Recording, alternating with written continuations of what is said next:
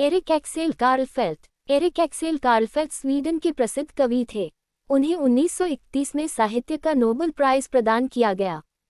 ये पुरस्कार उन्हें मरणोपरांत दिया गया था, क्योंकि उनका निधन 8 अप्रैल 1931 को हो चुका था।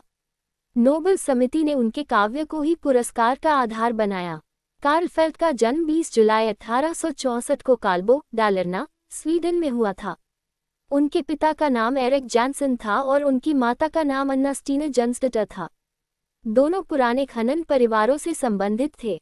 कार्लफेल्ट जिस ग्रामीण क्षेत्र में पले बढ़े, वहाँ की प्रकृति, कृषि, लोक परंपराओं और ग्रामीण संस्कृति का उनकी कविता पर गहरा प्रभाव पड़ा। बचपन से ही कार्लफेल्ट को कविता और साहित्य में रुचि थी।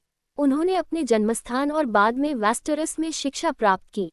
1885 में उन्होंने स्कूल की शिक्षा पूरी की और उसी वर्ष उपसाला यूनिवर्सिटी में प्रवेश लिया।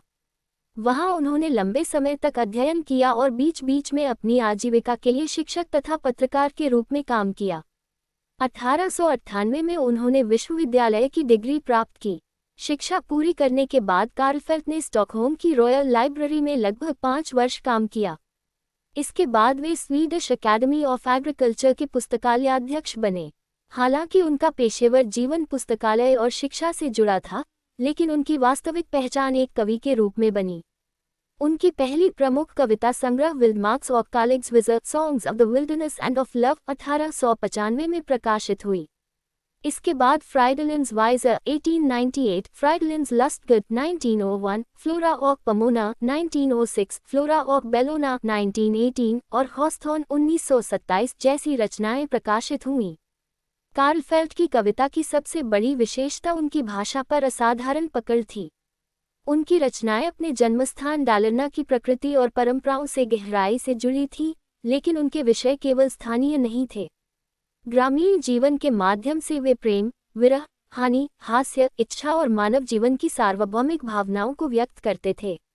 उनकी कविताओं में फ्रेडोलन नामक एक काल्पनिक व्यक्तित्व भी बार बार दिखाई देता है, जिसके माध्यम से कवि अपनी भावनाओं और विचारों को व्यक्त करते थे।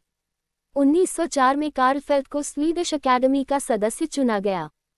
इसके बाद वे स्वीडन के साहित्यिक जीवन में और अधिक महत्वपूर्ण हो गए।